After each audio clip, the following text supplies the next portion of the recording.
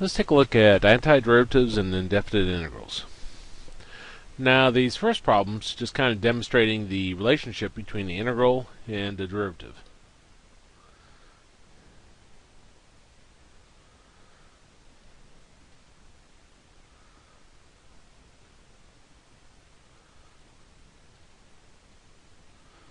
There we go. Okay. Now, this symbol right here is our integral symbol, and this tells us with respect to what. And you could have different variables. So we're going to take the integral of this, and then it's equal to this, presumably. What they're saying is verify the statement by showing that the derivative on the right side is equal to the integrand on the left side. So they want us to take the derivative of that. Well, we'll take the derivative of 2x to the third plus c with respect to x. Now remember, with your derivative, take your power, put it up in front, and lower your power by 1. So this becomes 2 times 3, and then lower power by 1. And 3, where in the world did 3 come from? C. My eyes must be getting real bad. C is just a number, like 3 or 5 or 7, and derivative of a number just drops away. So 2 times 3 gives us 6x squared, which is what's on the left side. So that matches our integrand. So click another one of those.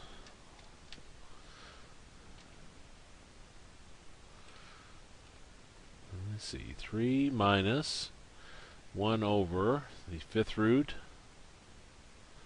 of x to the fourth dx equals 3x minus 5, the fifth root of x, plus c. Okay, so we're going to take the derivative of the right side and see if it gives us the integrand. What's inside the integral here? So we'll take the derivative of it with respect to x. Now the fifth root of x, I'm going to go ahead and write as x to the 1/5, and plus c. Now the derivative of 3x is 3, minus 5, take your power, put it up in front, lower your power by 1. 1/5 minus 1 gives us negative 4/5, and then c drops away. Here the 5's cancel, and we're left with x to the negative 4/5. Now we don't want negative exponents, so we take them opposite of where they're at in a fraction. So I'll create a fraction by putting this over 1. And then the x to the negative 4/5, I'm going to move down to the denominator. And we get 3 minus 1 over x to the positive 4/5, which is 3 minus 1 over the fifth root of x to the fourth. Remember, when you have a fractional power, your denominator, which is the 5, is what goes in this slot right here. That's your index. Your power, which is 4, goes inside. And that matches the left-hand side.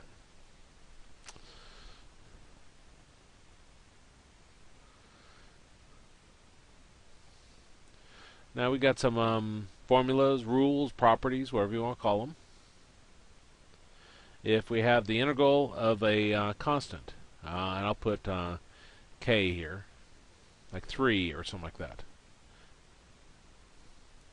Well, if you take an integral of k, then you add on an x. So that'd be kx plus c, assuming we're doing it with respect to x. Second one is if you have a power, x to a power, like x to the n power. What you do is you add 1 to your power, divide by your new power. And we always put the plus c on. The reason why is going backwards, no matter what number we had there, if you take the derivative of it, it's going to disappear. What the plus c does is it says, hey, we think there might have been a number there, but we don't know what it is. So plus c to handle any case. Now there's going to be some very specific times when we can actually find out what that original number was. We'll see that a little bit later on here. Let's take a look at some problems. Here we have the integral of 3 dx. Well, I said when you have a number, you just put an x next to it. So we got 3x and then our plus c at the end. And that's our answer.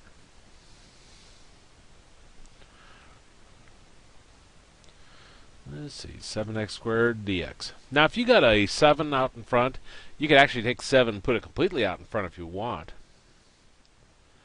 Numbers you can freely take in and out of the integral.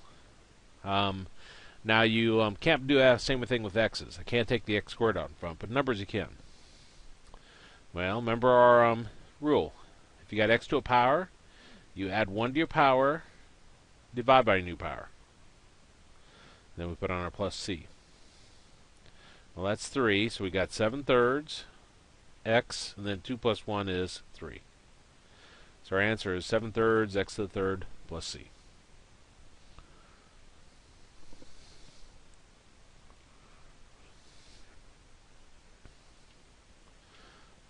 Let's see, 2y to the negative 3 dx dx dy. I need to correct that.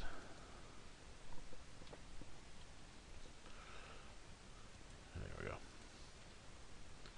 Well, we didn't say anything specific about n, but n is just a number. Now, there's one number that it can't be, or it's a different rule, but we'll talk about that a couple sections from now.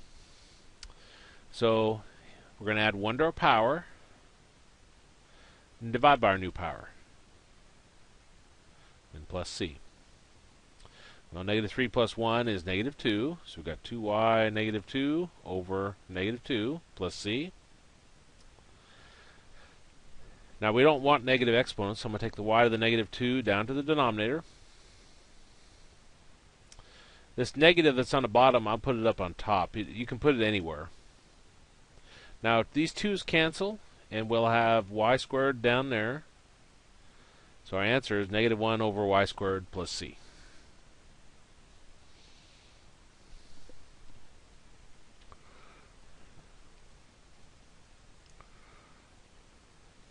Okay, we got the integral of x to the negative 1/3 dx. Well, again, it can be a fraction. So we're going to add 1 to our power, divide by our new power. So we've got negative 1/3 plus 1 divided by negative 1/3 plus 1. And then plus c. Well, negative 1/3 plus 1 gives us 2/3. And we're dividing by 2/3 plus c. Now, you'll get used to this pretty quickly. Whenever you have a single fraction down in the denominator, you can flip it and multiply times your top part. So this becomes 3/2 times x to the 2/3 plus c. And there's really nothing to multiply or cancel or anything, so our answer is just 3/2 x to the 2/3 plus c.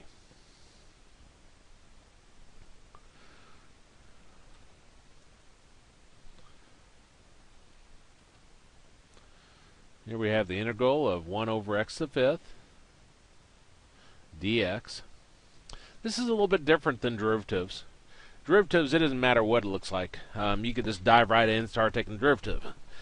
Chain rule, there's product rule, there's quotient rule, there's implicit differentiation. So it's just like, it doesn't matter what it looks like. Just dive right in. Integration is a lot more controlled. It has to match one of our formulas. Either I have to have a number, a constant, or you have to have x to a power. You can't have 1 over x to a power. Well, that's easy to remedy. We'll take this x to the 5th up on top, and it becomes x to the negative 5. And now we have x to a power. So we'll add 1 to our power, divide by our new power, then plus c, which gives us x to the negative 4 over negative 4 plus c. Now, negative exponents, we're going to take opposite of where they're at in a fraction. So this x to the negative 4, we want to move that entire thing downstairs.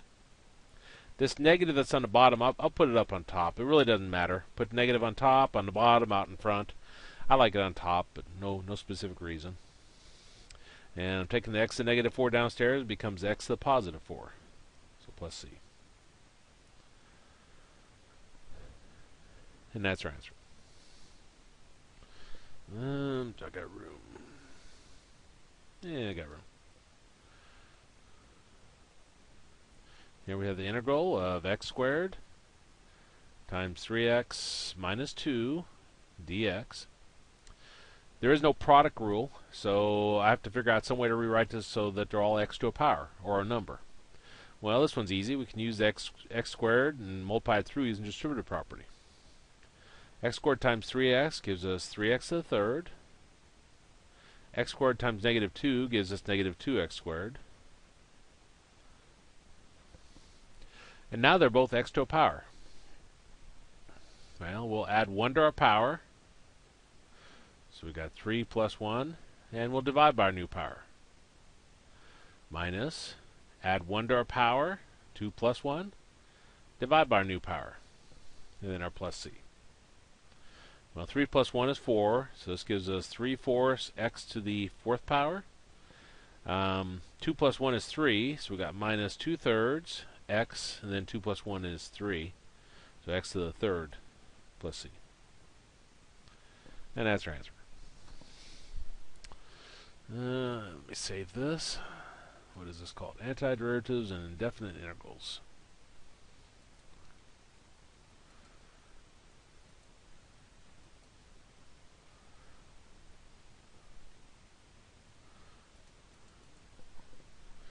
So BC antiderivatives, indefinite integrals. Page 01.pdf.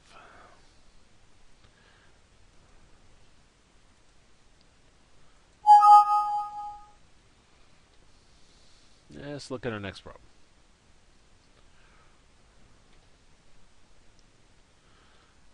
Okay, so we've got the integral of 1 over 5x to the third power dx.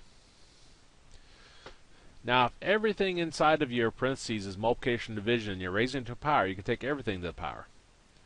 So we're going to take the 5 to the third power, we'll take the x to the third power, dx, which gives us 1 over, we can split these up since this is multiplication. So 1 over 5 to the third times 1 over x to the third, dx. 5 to the third, 5 times 5 is 25, times another 5 is 125.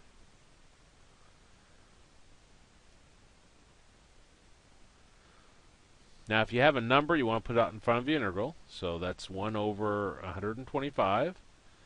And then we want this as x to a power. And we saw this little trick earlier. If you have x to a power down here, you can move it up on top.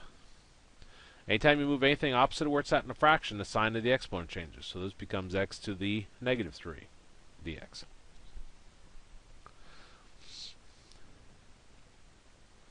Well, we'll add 1 to our power. So I got negative 3 plus 1, divide by our new power, then plus c. Well, negative 3 plus 1 is negative 2, and same down here, plus c. Now I can multiply these together, and that gives us x to the negative 2 over negative 250 plus c. Again, we don't want negative exponents, so I'm going to take the x to negative 2, move it downstairs, and that gives us 1 over negative 250 x squared plus c. I'm going to leave the negative downstairs there just to really emphasize it does not matter where you put the negative. You can put it on top, on the bottom, or out in front. Let's look at number 10. Got the integral of 5x to the third minus 7x squared plus 2x minus 1 dx.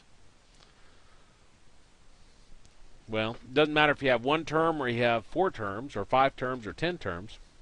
You just take the integral of each one separately. Now you could write them out separately or just think it in your head. It's a lot easier to do it that way.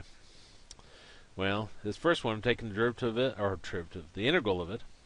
We'll add 1 to our power, so the 3 becomes a 4, and we'll divide by our new power.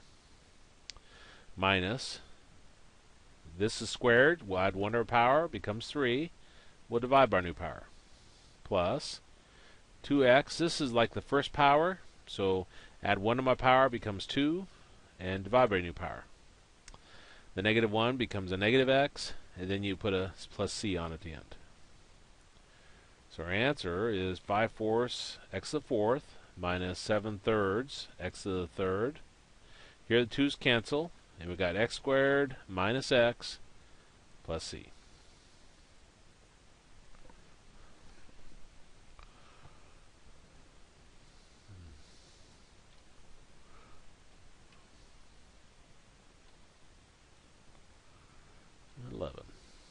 The integral of 5x to the 4th minus 2 over x to the 4th. Now there is no quotient rule in integration. In this particular case, we want to split this apart. We got a single term down in the denominator, or single something. We're going to find it doesn't have to be a term. Multiple items up on top. So we're going to split it up, and I'll put the 5x to the 4th over the denominator minus 2 over the denominator dx. Well, these x to the 4ths cancel. We got 5 minus, and remember we don't want the x trapped downstairs, so I'm going to take the x to negative, or x to the 4 up on top, and becomes x to the negative 4.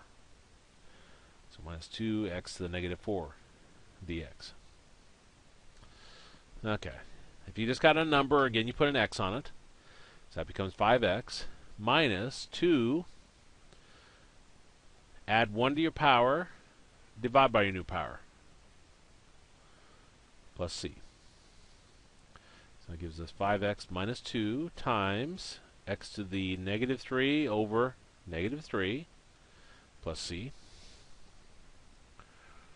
Now here we got a negative times a negative, so those negatives are going to cancel and leave us a plus.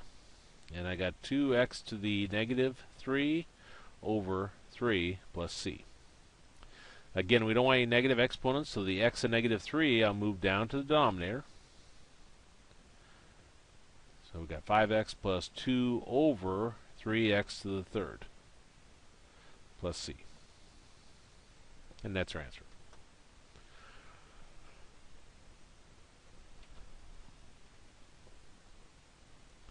This one's very similar.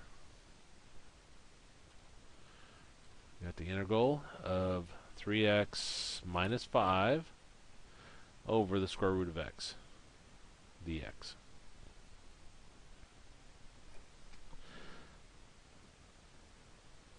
Well, the square root of x, that's x to the 1/2 power dx.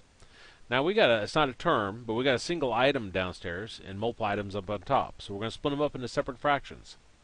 So I'll have 3x over x to the 1/2 minus 5x to the 1/2 dx. Well, if you have x to a power over x to a power, you subtract a smaller exponent from a larger one. If I were to put a power here, this is like the first power. Well, 1 minus 1/2 is 1/2, so we're going to have x to the 1/2 where our larger exponent was, which is on top. So that becomes 3x to the 1/2. Now over here, we don't want the x to power downstairs, so we'll move it to the numerator, move it up on top. And remember, when you move anything opposite of where it's at in a fraction, the sign of the exponent changes, so it becomes a negative 1/2. Okay, so now we're ready to add 1 to our power.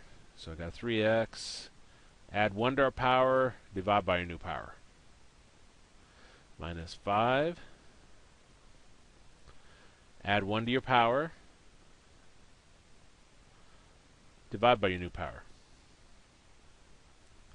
And then plus c. Well, 1/2 plus 1 is 3/2. So this gives us 3x to the 3/2 over 3/2 minus 5 times negative 1/2 plus 1 is x to the 1/2 over 1/2. Now remember, if you have a single fraction down in your denominator, you flip it and multiply it times your top part.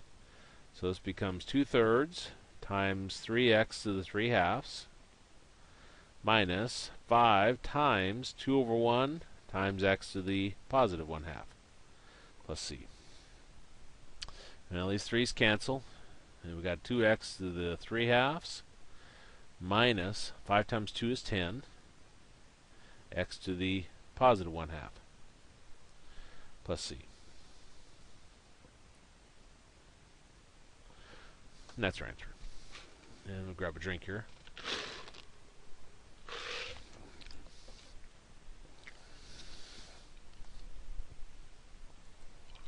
And save it.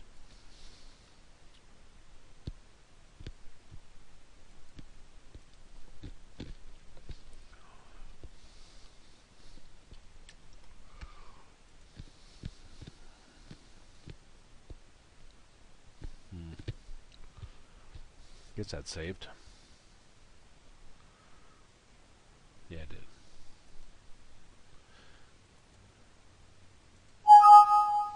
Okay, let's look at the next problem. This one we're going to be able to find a c. So let's see how to do that.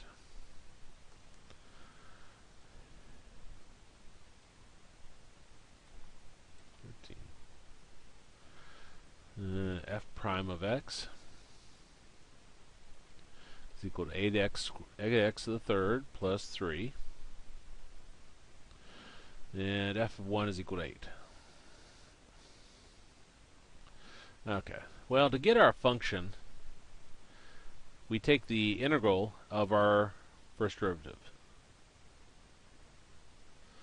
So I'm going to plug in the 8x squared, 8x to the third, plus 3. Add 1 to our power, divide by our new power. So the third becomes 4, and then we divide by 4. Then plus 3x, and then plus c.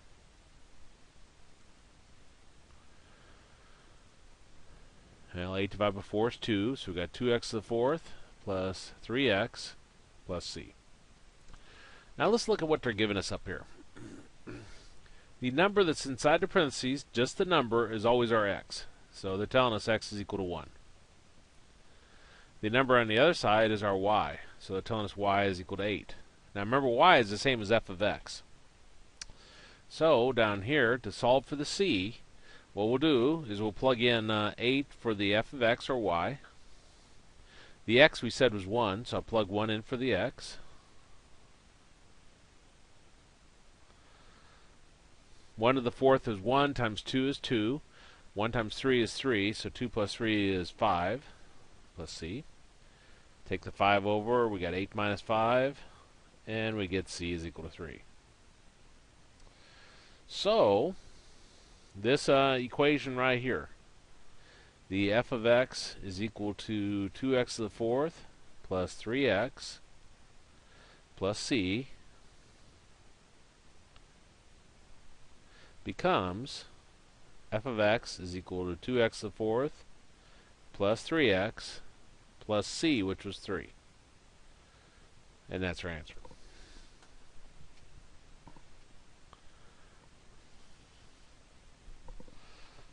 Okay, let's look at another one of those.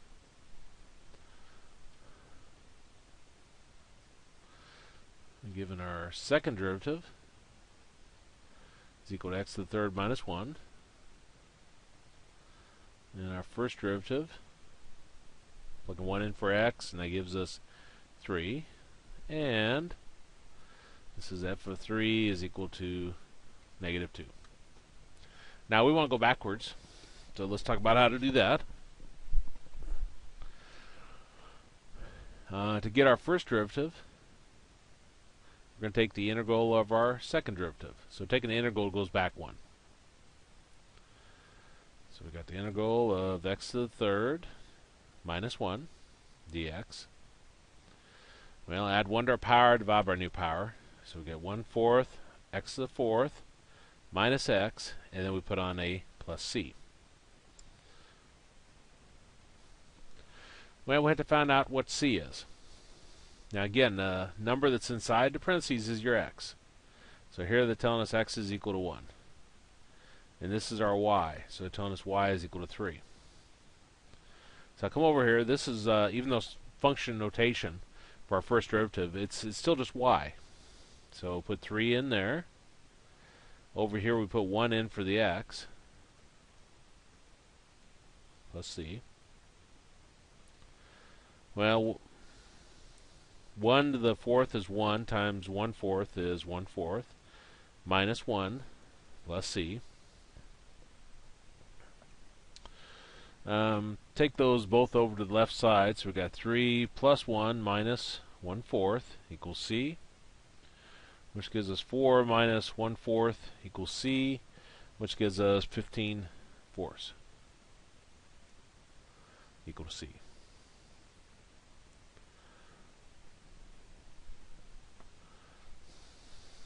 So again, found my first derivative, plugged in the point they gave us, and solved for c. So now, our first derivative, this right here, becomes f prime of x is equal to 1/4 x to the 4th minus x. Instead of plus c, is plus 15/4. Okay. Well, now we need to find our function. So to find our function, we're going to take the integral of our first derivative, which is the integral of 1/4 x to the 4th minus x plus 15/4.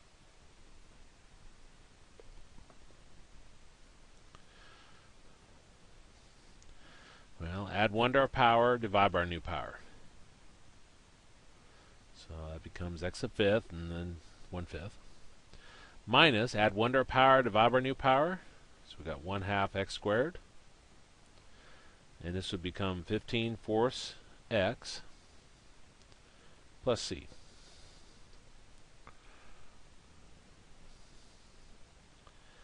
Well, I need to find out what c is. Remember, this is our x, so they're telling us x is 3. And this is our y, so they're telling us y is -2. So we'll put -2 in for the y on the left side. 1/4 times 1/5 is 1/20th. And x to the 5th, we have 3 to the 5th. Minus 1/2, 3 squared, plus 15/4 times 3, plus c. Well, 3 to the 5th, that's 243. Yeah, 243 over 20. Minus 3 squared is 9 over 2, so 9/2, plus 45 over 4, plus c. Now get a common denominator.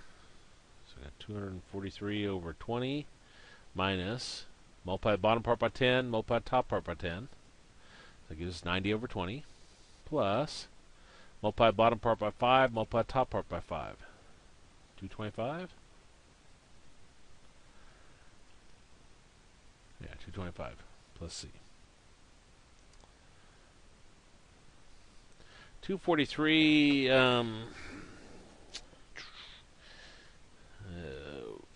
243 plus 225, 468 minus 90. 378. Probably iffy whether I did my basic math right there or not. Let me double check myself.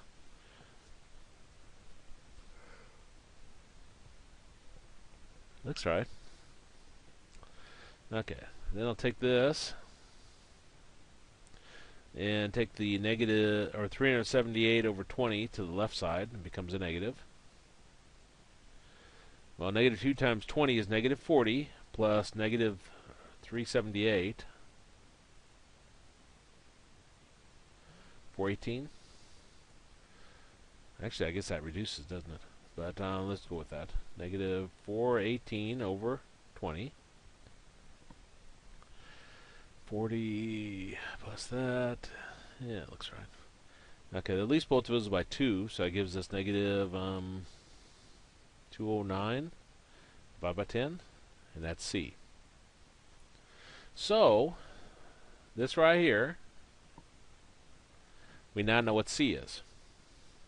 So our answer is going to be f of x is equal to 1/20th x to the fifth minus 1/2 x squared plus 15/4 x minus 209 over 10, barring any kind of math mistake.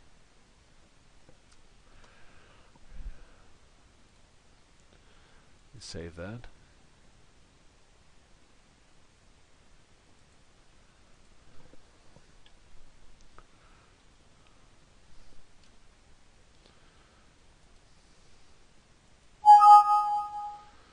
And let's look at the next problem.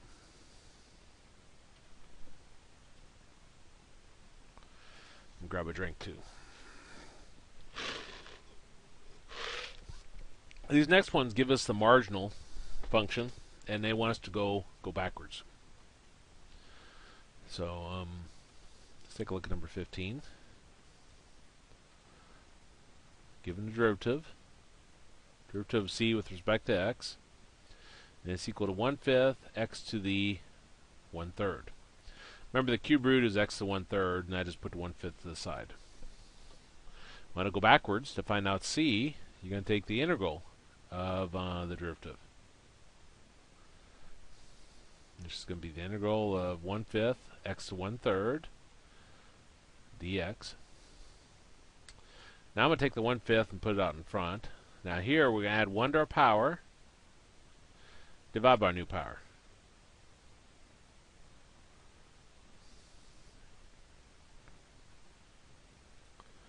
Well, 1/3 plus 1 gives us 4/3. And we'd have 4/3 down here.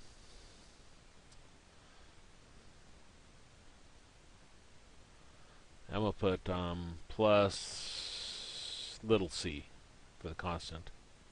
There we go. Big C for the cost function.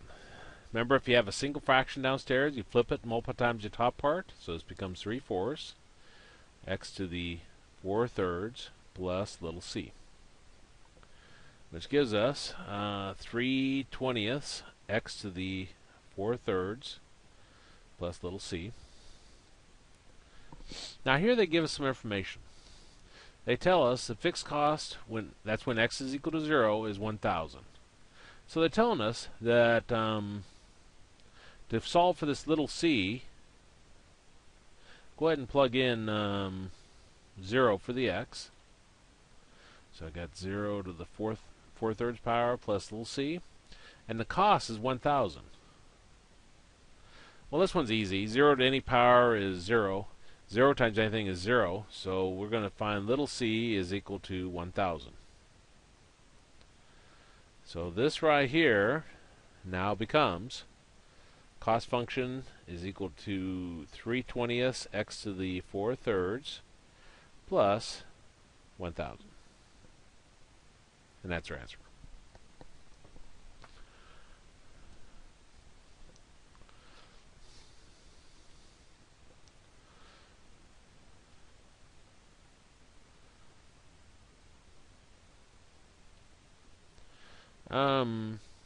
Recall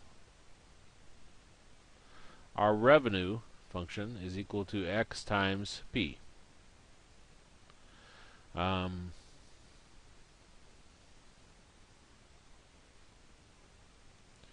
here it says, actually, I'm trying to remember if that's right. Revenue is equal to x times p. Let me look that up real quick. It's been a long day. I'm ready to go to bed, and it's only 4 o'clock. Revenue, where's revenue? Yeah, x times p. Okay.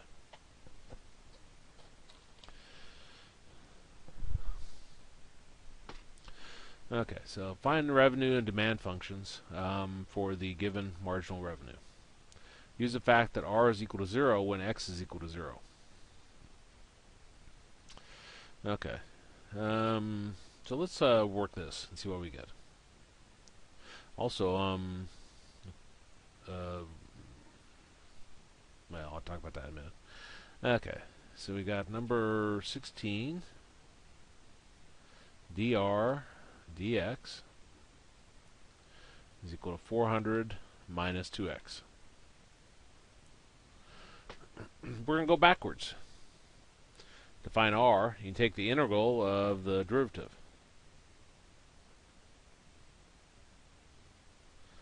And so we got the integral of 400 minus 2x. I guess that's a minus. Yeah. Dx. Well, a number just becomes 400 and then x minus, add 1 to your power, divide by your new power, then plus c.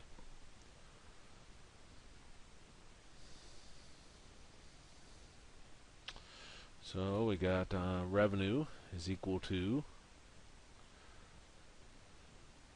400x minus x squared plus little c. Okay.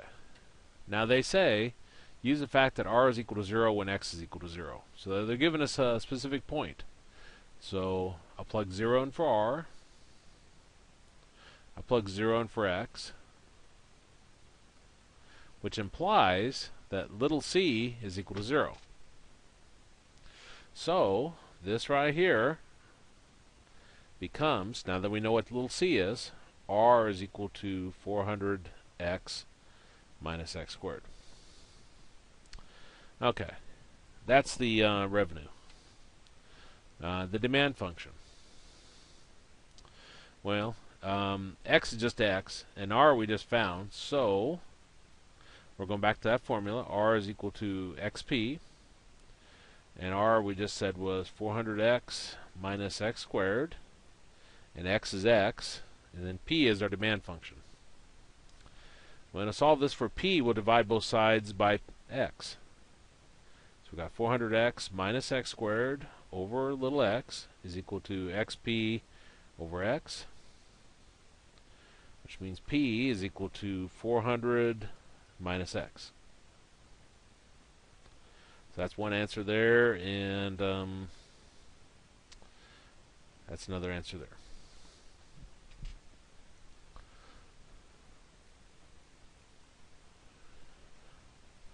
I got room.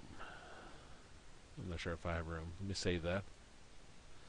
I'm glad this section's about done. I actually need a little nap. Got up kind of early this morning. Couldn't sleep for some reason. I hate when I do that.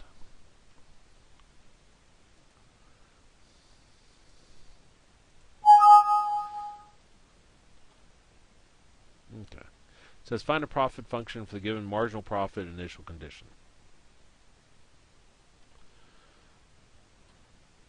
Unless you're given that initial condition, you can't find out what C is. So we got negative 12x plus 300. Okay. Well, to find our profit, we're going to take the integral of our derivative, which is the integral of negative 12x plus 300 dx. Let's scratch my eye. There. Okay. Add 1 to your power. This is x at first, so it becomes x squared. Divide by your new power. Plus 300x plus c. Okay. So it says initial condition. P of 10 is equal to 5,000. Okay. Well, they're giving us this. This is our x. So they're telling us x is 10. And this over here is going to be our y or our p in this case. So p is 5,000. So this one right here is basically our answer. We just need to find out what c is. So they tell us p is 5,000. So I'll put that in. Now 12 divided by 2 is 6. We got negative 6. And then the x squared, so we'll put 10 in. So we got 10 squared plus 300 times 10 plus c. So we got 5,000 equals 10 squared is 100 times 6 is 600, so we got negative 600 plus 300 times 10 is 3,000 plus C. I'm going to take 3,000 over, so we got 2,000 is equal to negative 600 plus C. Take 600, negative 600 over, and it becomes positive, so we got 2,600 is equal to C. So our answer, this right here, of course, 12 divided by 2 is 6 again, so this is negative 6x squared plus 300x plus C, which was 2,600. And that's our answer. And last problem, so let me save that.